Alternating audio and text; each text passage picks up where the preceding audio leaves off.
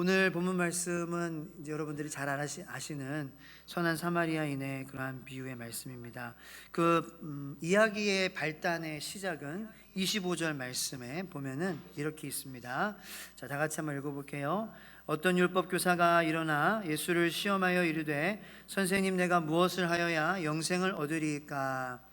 이렇게 율법 교사가 예수님을 시험하고자 하여서 이 질문을 했다는 것입니다. 중요한 질문입니다. 그런데 그의 목적은 예수님을 시험하는 데 있었어요. 그런데 어쨌든 주님께 나아가서 질문을 하는 것은 중요합니다. 예수님께서는 모든 사람들을 다 사랑하십니다.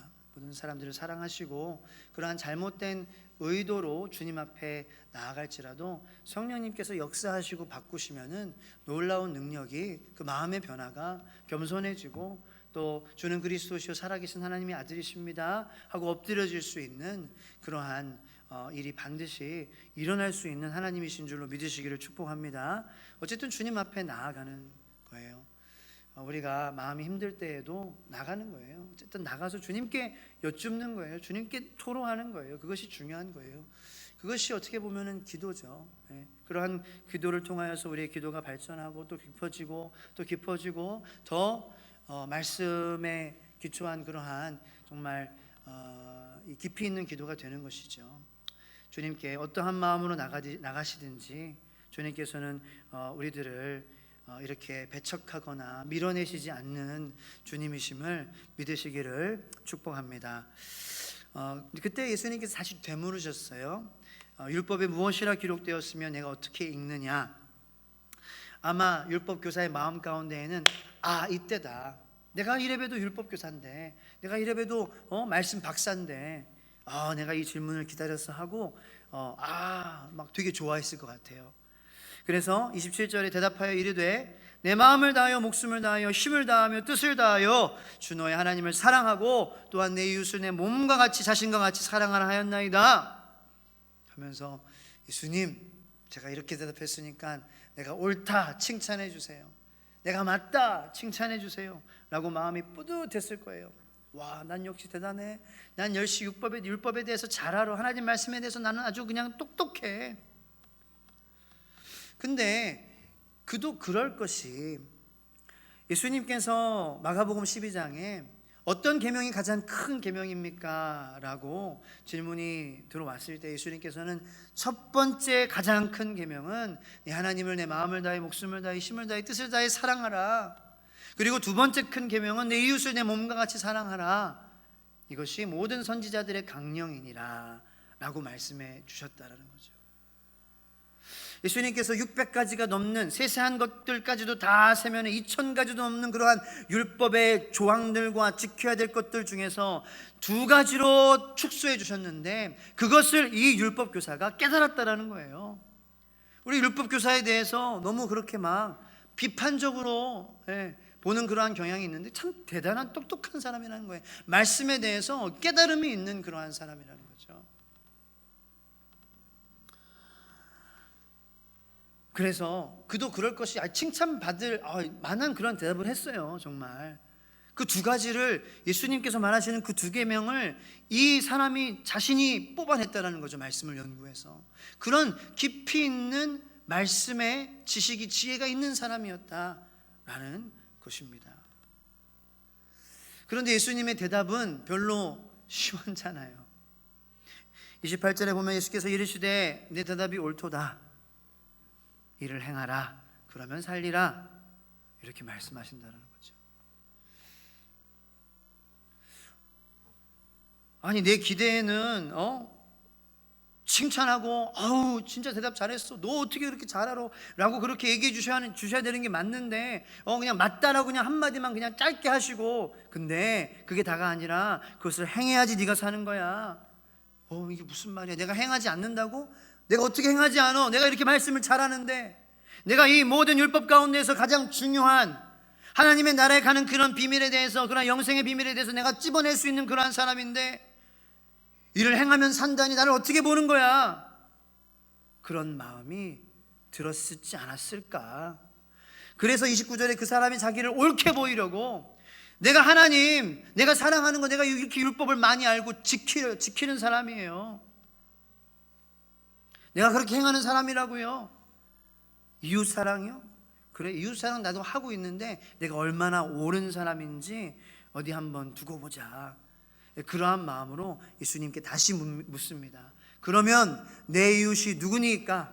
이 율법학자는 생각한 거예요. 율법교사는 그럼 예수님께서 이런 사람이 형제입니다, 이웃입니다. 당신의 형제가, 동료 유대 형제가 비슷한 그러한 종류의 사람들이, 비슷한 그러한 커뮤니티 안에서 있는 그러한 사람들이, 그때 당시에 실제로 이 유대인들이 형제로 여긴 사람들은 이방인은 아니었어요. 사마리아인도 아니에요. 혼혈 족속이라고 엄청나게 미워하고 싫어했죠. 그리고 뭐 이렇게 세리나 나라 배신해서 그렇게 돈 벌어먹고 사는 사람들이나 마태같이, 아니면은 뭐 이 막달라 마리아 같이 그러한 죄가 많은 사람이든지, 아니면 요한복음 4장에 나오는 그러한 그 사마리아 여인이라든지 그러한 사람을 이웃으로 여기지 않았어요. 그러니까 이웃은 내 형제, 내 편한 사람들, 내 비슷한 클래스, 내가 좀 이렇게 좋아해주고 사랑해주면 나에게 이득이 되는 그러한 사람들이 내 이웃이라고 그렇게 여겨졌던 그러한 문화였다라는 거죠. 그래서 예수님께서 그런 동료 유대 형제 네가 이웃으로 사랑해야 된다. 하고 있습니다. 같이 잘 어울리고 있어요. 같이 성전에서 같이 기도하고 같이 말씀 가르치고 그렇게 잘 사랑하고 있습니다 라고 얘기하면은, 와, 내가 옳다, 네가 이렇게 칭찬해 주시겠지? 라고 물은 거예요. 내 이웃이 누구니까? 그런데 예수님께서는 그때의 사마리아인의 비유를 말씀하신다는 것이죠. 자, 사마리아인의 비유는 여러분들 뭐 많이 들어보셔서 아실 것입니다. 뭐 교회학교 때부터 선한 사마리아인 많이 들어보셨잖아요. 저도 이 말씀을 많이 들었고, 이 말씀이 나오면은 이런 설교겠구나. 선한 사마리아인처럼 우리가 살아야지. 하나님 믿는 사람으로서 선한 사마리아인이 돼야지. 이웃이 어디 있는지 돌봐줘야지. 강도당한 사람, 피 흘리는 사람, 그렇게 힘들어하는 사람 어디 있는지 찾아서 싸매주고, 그렇게 주막에 보내서 돈 보내주고, 먹여주고, 재워주고, 치료해주고, 그리고 내가 더 주겠으니 이 사람 치료할 때까지만이 아니라 계속해서 먹여주고 계속해서 보호해 주십시오 라고, 예수님 말씀처럼 왼뺨을 맞으면 오른뺨을 그리고 겉옷을 달라 그러면 속까지 내주는, 오리를 가자 그러면 심리까지 가는 그러한 사람이 되어야지 끝! 그렇게 배워왔다라는 거죠. 여러분들 혹시 뭐 다르게 배우신 그러한 분들 계십니까? 그게 잘못됐다라는 게 아니에요.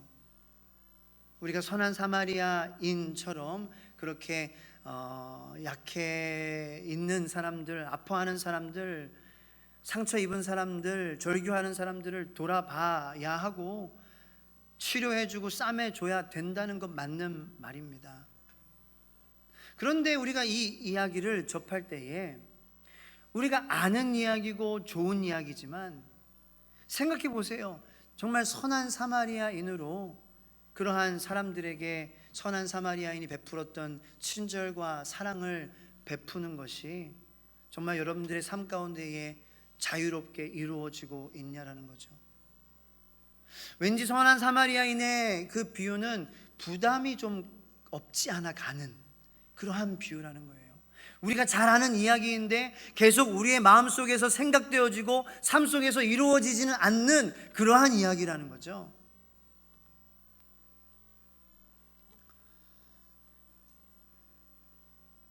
자, 그런데 우리가 한번 생각해 봐야 될 것은 이 이야기가 비유라는 거예요. 예화가 아닙니다. 예화는 말 그대로 예시의 이야기예요. example story라고 그럽니다. 영어로는 비유는 parable이라고 그러는 거예요.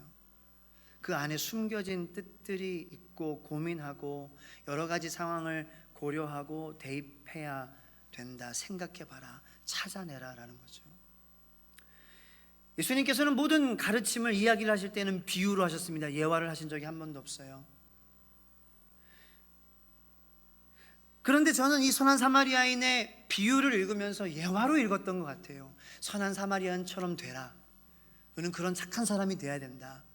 이것이 예화라면 그것이 문제가 될 것이 별로 없습니다. 그런데 비유라는 것을 우리가 한번 생각해 보면서 우리가 갖고 있었던 선입관들을 다 내려보고 이 이야기를 한번 바라볼 필요가 있다는 거예요. 여러분들, 예수님께서 씨앗 뿌리는 자의 비유를 말씀하셨습니다. 그런데 그 비유는 씨앗 뿌리는 사람이 되라 라는 그러한 교훈을 주기 위해서만이 예수님께서 말씀해 주시는 이야기가 아니라는 거예요. 거기는 네 가지 땅이 나옵니다. 길가, 그리고 돌밭, 가시밭, 좋은 땅이 나오는 거예요. 예수님은 그 안에 있는 예수 그리스도의 십자가의 복음을 발견하라 라고 비유로 말씀하시고, 그것이 하나님의 영이 있지 않은 사람들에게는 감추어질 수밖에 없는 그러한 구조인 그 비유를 사용하셨다는 것입니다. 단순하게 씨 뿌리는 자가 되라 이런 예화가 아니라는 거예요. 물론 씨 뿌리는 자가 돼야죠. 그런데 예수님께서는 비유로 말씀하시는 거예요. 너의 마음밭이 어떠한 마음밭인지 고민해라. 길가의 밭으로 네가 있을 수도 있고, 돌밭으로 있을 수도 있고, 가시의 밭으로 있을 수도 있는데, 네가 씨 뿌리는 자가 돼야 되는데 그거는 지금 생각하지 말고 네가 지금 어떠한 땅인지, 네가 지금 좋은 땅이 돼서 하나님의 말씀을 오해하지 않고 좋은 마음으로 받아들여 그것이 인내함으로 그것이 열매를 맺어서 네가 나무가 되어가지고 또 열매 가운데에 씨앗이 생겨서 그래야지 씨앗이 뿌려지는 사람이 될 거 아니냐. 너의 마음밭이 어떠한 땅인가 고민해보자, 생각해보자. 그 안에서 예수 그리스도의 복음이 그렇게 열매로 열리는 그러한 마음의 땅이 어떠한 땅인지 네가 고민하면서 네가 항상 네 마음을 점검해라 라고 우리에게 주시는 말씀이라는 거죠. 단순히 너는 씨 뿌리는 자가 되세요, 이거 굉장히 힘들다라는 거예요. 좋은 땅이 되면 자연스럽게 씨가 뿌려지게 될 줄로 믿습니다. 그 삶 자체가 씨앗이에요.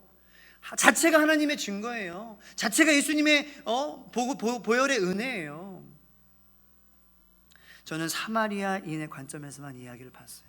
그러니까 이 이야기가 부담이 되는 거예요. 스트레스가 되는 거예요. 이웃이 안 보이는데, 또 보여도 그렇게 전보를 주고 또 주고 더 주고 해서 챙겨주고 그렇게 하는 게 이게 쉽지가 않은데 자꾸 선한 사마리아인이 되라고 하실까, 마음이 힘들고 스트레스가 쌓이는 거예요. 스트레스가. 사실 우리가 잘 아는 이야기지만 우리가 매일 선한 사마리아인이 되어서 그런 이웃들을 발견하고 이웃들을 싸매주고 기도해주고 눈물 흘려 기도해주는 그러한 선한 사마리아인으로서 살아가는 것이 굉장히 부담으로 느껴질 때가 많지 않습니까? 그래서 예수님께서는 이 율법 교사에게 중요한 질문은 나의 이웃이 누구이냐라는 질문이 아니라 내가 누구이냐라는 그 질문이 먼저 물어봐지고 대답될 때에 너의 이웃이 누구인가는 자연스럽게, 그리고 그 이웃을 섬기는 그러한 사랑과 섬김은 자연스럽게 이루어질 것이다 라고 이 율법교사를 품으시기 위하여서 나의 자녀로 이 교만한 사람이고 이 당당하게 서 있는 사람, 자기의 그러한 이 옳음에 가득 찬 그러한 사람이지만 율법교사의 마음 가운데에 하나님께서 품으시기 위해서 내가 너의 하나님이 되기 원해, 내가 너를 정말 하나님의 말씀을 첫 번째 두 번째 되는 그 계명을 행하는 사람이 돼서 사는 사람이 되기를 원해 라고 이 율법교사에게 주시는 그런 하나님의 예수님의 사랑의 메시지로 새롭게, 제가 40살인데요 40년 만에 깨달았어요. 할렐루야. 여러분들의 마음 가운데, 여러분들의 삶 가운데에도 이런 말씀들이 날마다 새롭게 여러분들에게 깨달음을 주시기를 예수님의 이름으로 축복합니다. 자, 그래서 예수님께서 이야기를 시작하세요. 어떤 사람이, 이게 누굴까요? 어떤 사람이? 너야, 율법교사야. 나중에 이야기를 쭉 보시면은 이게 왜 율법교사인지 알게 돼요. 자, 어떤 사람이 이길 아시죠? 여리고로 가는 길에 강도를 만나서 벗기고 때려가지고 지금 이제 죽기 전까지 갔어요. 피 흘리고 있어요. 그런데 가장 도와줄 만한 두 사람이 먼저 등장을 합니다. 제사장이에요, 레위인이에요. 제사장은 하나님과 사람들 연결해 주는 사람이에요. 다리 역할을 하는 사람이에요. 그런데 보고 지나가는 것이 아니라 보고 이렇게 피해서 가요. 레위인도 마찬가지예요. 그런데 마지막에 세 번째에 정말 충격적인 사건이 벌어지는데 가장 도와주지 못할 사람의 그러한 사람이 등장을 하고, 그 사람이 이 강도 만난 사람, 아파하는 사람을, 유대인을 도와주게 된다는 것입니다. 불쌍히 여깁니다. 불쌍히 여기는 것에서 멈추지 않습니다. 우리는 많이 불쌍히 여기고 거기서 그냥 멈추게 되죠. 어떻게 아유 가야지. 가요. 뭐 지금 알아서 되겠지. 이 우리들의 대부분의 모습이에요. 그런데 이 사마리아인은 불쌍히 여기는 것에서 멈추지 않고 그 사람의 상처를 만져줘요. 아마도 제사장과 유대인은 내가 이런 피를 만지면 어떡하지? 이런 이 부정한 거잖아요, 그죠? 사람의 피가 부정한 건 아니지만 내가 이 사람을 만졌을 때 이 사람이 지금 죽을 지경인데 죽게 되면 시체를 만지게 되는 거니까, 내가 부정한 그러한 것을 만지게 되니까 내가 그러면 안 되지. 하나님을 사랑하는데 이 사람 죽게 내버려 둬야지, 그게 맞지 하고 지나갔을 수도 있을 것 같아요. 근데 사마리아인은 전혀 개의치 않습니다. 내가 부정해지는 그러한 율법도 개의치 않아요. 모든 것이 다 막힘이 없습니다. 다 뚫립니다. 그렇게 이 강도 만난 유대인을 싸매주고 자기 나귀에 태워서 주막으로 데려가서 치료를 부탁하고 많은 돈을 주고, 그리고 치료가 끝났다고 멈추지 마시고 먹여주고 재워주고 더 강건하게 풍성하게 살찌도록 그렇게 케어해 주세요. 돈은 내가 다 드리겠습니다 하고 그 돈에 대해서 청구도 하지 않습니다. 그리고 나서 그 율법 교사한테 물어보는 거예요. 네 생각에는 이 세 사람 중에 누가 강도 맞는 자의 이웃이 되겠느냐? 이 유대인이 물었죠. 누가 나의 이웃입니까? 예수님이 말씀하시는 거예요. 야, 너가 이 여행하던 사람이잖아. 누가 너의 이웃이냐? 자기의 자존심이 허락하지 않아 긍휼을 자비를 베푼 자입니다. 차마 사마리아인이라는 단어는 못하는 거예요. 그래도 자비를 베푼 사람입니다 라고 이웃을 발견하게 됐다는 거죠. 예수님께서는 그래, 너도 그와 같이 해라 말씀하십니다. 자, 이 말씀을 읽는데 선한 사마리아인의 관점에서 선한 사마리아인이 돼야 돼, 그걸 고쳐줘야 돼, 강도 맞는 사람 찾아야 돼, 얼마나 많은 스트레스예요.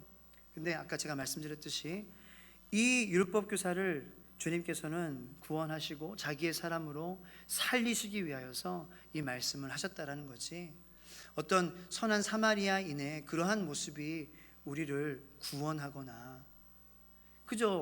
우리가 뭐 안 착해서 이렇게 못합니까? 여러분들 다 착하시죠, 그죠? 고개도 안 끄덕이시네. 다 나쁘신가 봐요. 아니면 그냥 대답할 기분이 아니시든가. 여러분들 착하시잖아요, 그죠? 말씀 아시잖아요. 근데 말씀을 알아서 이웃을 못 찾습니까? 여러분들 착하다고 해서 이웃을 찾는 게 착한 거랑 상관이 있습니까? 내가 착하지만, 내가 말씀을 알지만 내게 이웃이 보이지 않는 거예요. 내가 착한 거랑 내가 말씀을 아는 거랑 그거는 별개의 문제예요. 얼마나 이 시대에 상처받은 사람이 많은데.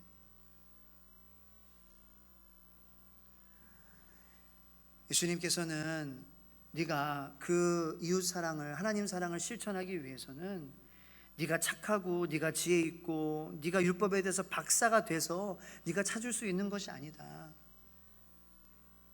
네가 그 은혜를 입은 사람이 돼야 된다라고 우리에게 말씀해 주시는 그러한 말씀이라는 것입니다. 지금 예수님께서 이 비유를 말씀하실 때의 율법 교사의 그러한 이 자세를 한번 생각해 보세요. 아주 당당하게 서 있을 것입니다. 목이 뻣뻣해가지고 누가 나의 이웃입니까? 말씀해 주십시오, 주님.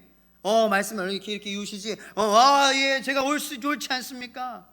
저를 옳다라고 말씀해 주십시오. 제가 그런 이웃들을 사랑하고 있습니다. 그런데 예수님께서는 율법 교사를 보면서 아니야, 너 그러면 못 살아. 너의 대답은 옳지만 너는 그것을 행하는 삶을 살지 못하고 있어. 네가 그렇게 사랑하고 있다라고 생각하는 이웃은 그 이웃이 아니야. 내가 말하는 그러한 이웃이 아니야 하면서 율법 교사야, 네가 그 이웃들을 사랑하기 위해서는 네가 그 이웃들이 먼저 되어야 돼 라고 말씀하시는 거예요. 다시 말해서 네가 그렇게 당당하게 서 있는 그러한 모습으로, 너의 그러한 의의로 가득 찬 모습으로, 내가 항상 오라, 내가 맞아, 내가 인정받아야 돼, 내 말이 맞는 거야 라는 그러한 마음으로 네가 서 있으면은 나를 만날 수 없어. 엎드리는 자가 되어야 된다는 거예요. 엎드리는 자가. 예수님은 자신을 시험하려고 했던 율법 교사이지만 율법 교사도 자신의 사람으로 만들고자 하셨다는 거예요. 내가 너를 원하는데 네가 지금 그렇게 서 있는 그러한 자세로, 누가 나의 이웃입니까? 라고 당당하게 물어보는 자세로는 네가 나의 자녀가 될 수 없어. 네가 영생을 거둘 수 없어. 네가 영원히 살 수 없는 거야. 네가 엎드려져야 돼.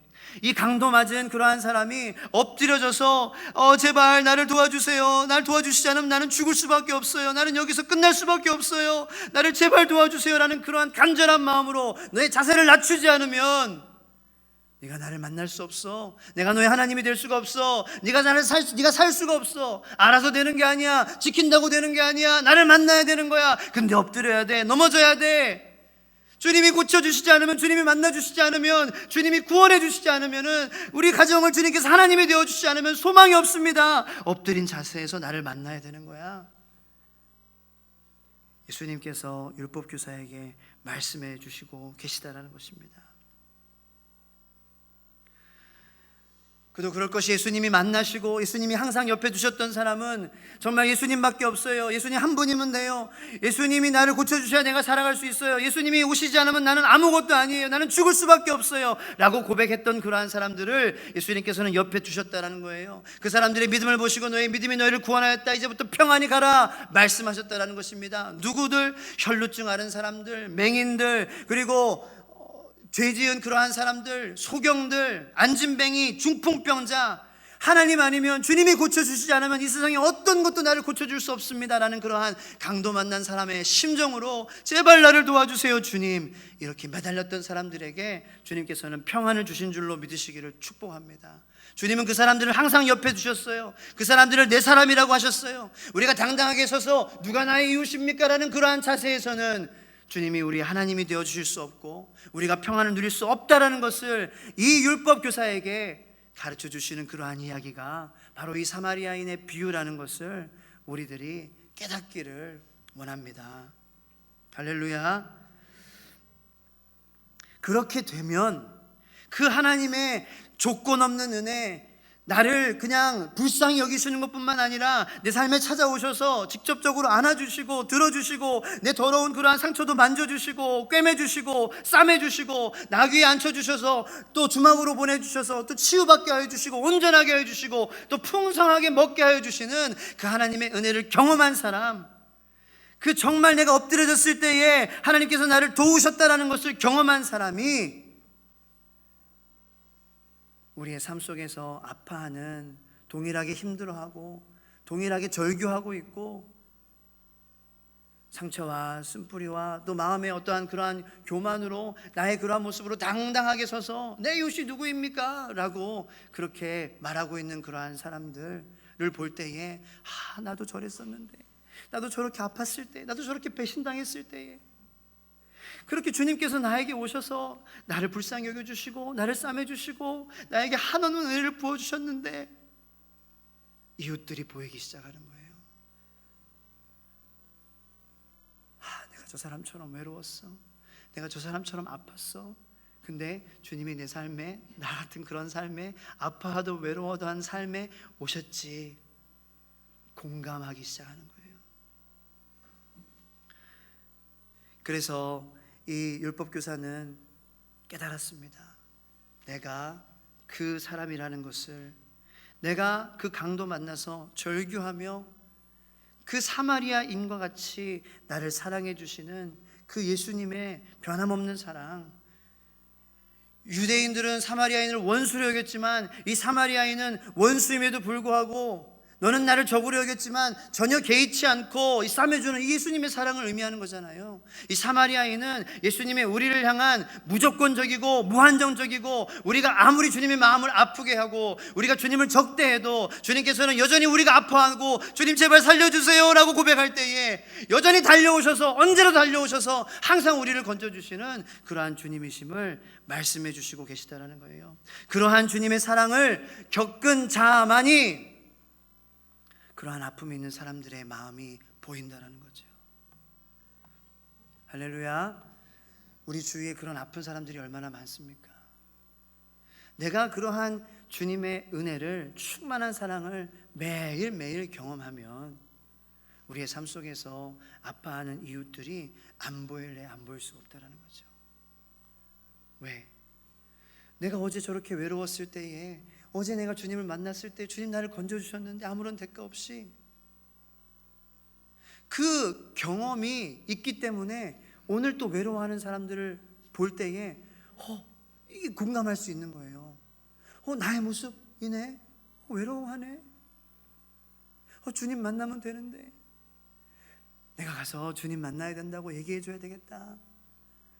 이러면서 서로 정말 그러한 이 필요에 있는 그러한 사람들을 찾아가서 자발적으로 선한 사마리아인이 되라 해가지고 되는 게 아니라, 하나님께서 내가 강도맞은 그러한 사람처럼 내가 죽어갔을 때에 주님이 도와주시지 않으면 나를 살 수 없어요. 주님이 함께 해주시면 내가 행복할 수 없어요. 기쁠 수 없어요. 주님이 도와주시지 않으면 난 죽을 수밖에 없는 내 가정, 주님이 하나님 되어주셔야지 내 자녀가 살고 내 가정이 사는 것입니다 라고 주님께 간절한 마음으로 손 뻗었을 때에 주님께서 나를 구원해 주셨던 그 기억이 그러한 동일한 어려움 가운데에 얼마나 많이 있습니까? 요즘에 관계의 불화, 그런 개인적인 마음의 어려움, 그러한 우울증, 그러한 부정적인 마음, 그러한 것들로 스트레스 받고 마음이 무거워지는 사람들이 얼마나 많아요.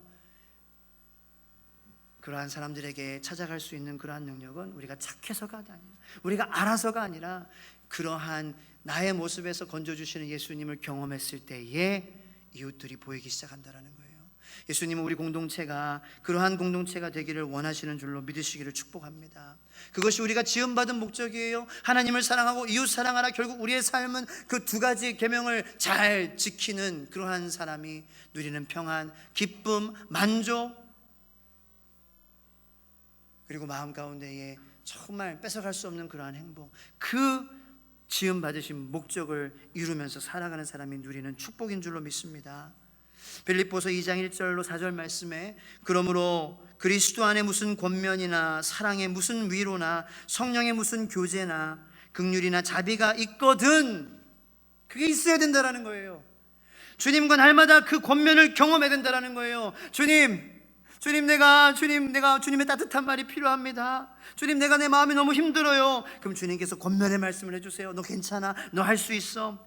사랑의 무슨 위로, 주님 제 마음이 어렵습니다. 주님이 위로해 주시지 않으면 저는 위로받을 수 없습니다. 그 사랑의 무슨 위로나 성령의 무슨 교제, 하나님 내가 세상 사람들을 만나도 아무리 만나도 외롭고 공허해요. 주님 만나주세요 라는 그러한 주님과의 교제가 있거든. 그게 있어야지 사랑을 가지고 뜻을 합하여 한 마음을 품어 아무 일에든지 다툼이나 허영으로 하지 않고 오직 겸손한 마음으로 각각 자기보다 남을 낮게 여기고 각각 자기 일을 돌볼 뿐더러 또한 각각 다른 사람의 일을 돌보아 나의 기쁨을 충만하게 하라. 할렐루야.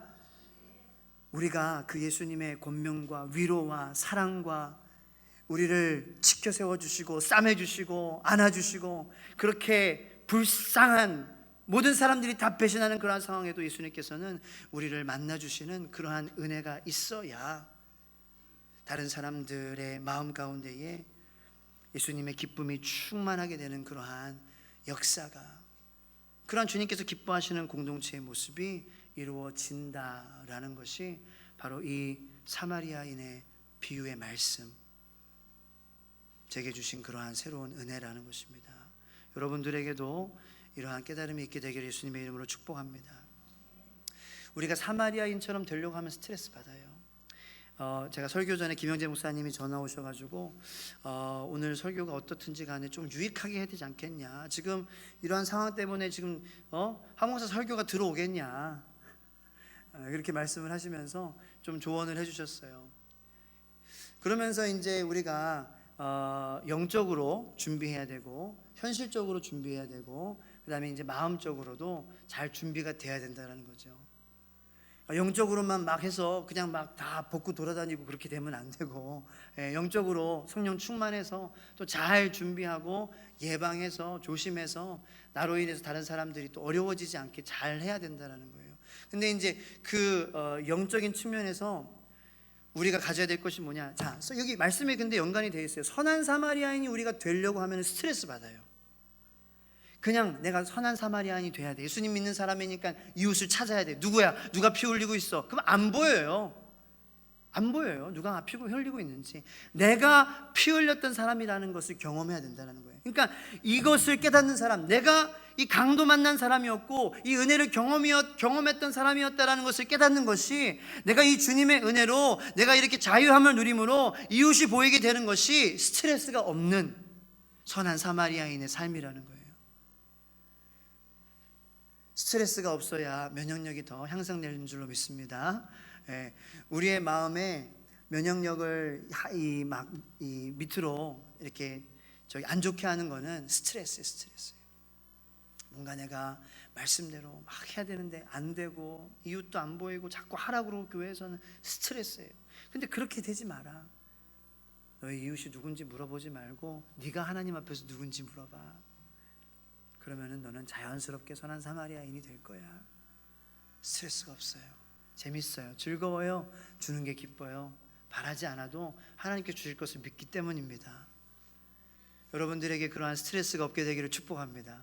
하나님 말씀 듣는 게 왜 스트레스예요? 그리고 홍삼 많이 드셔요. 홍삼이 전체적으로 많이 면역에 좋다. 그리고 좀 떨어져 앉으시고 손 악수하지 마시고, 그렇게 해서 유익한 설교가 됐습니다. 아멘. 선한 사마리아인이 되려고 스트레스 받지 말자. 내 이웃이 누군지 물어보지 말고 내가 하나님 앞에서 어떤 사람인지 물어보자.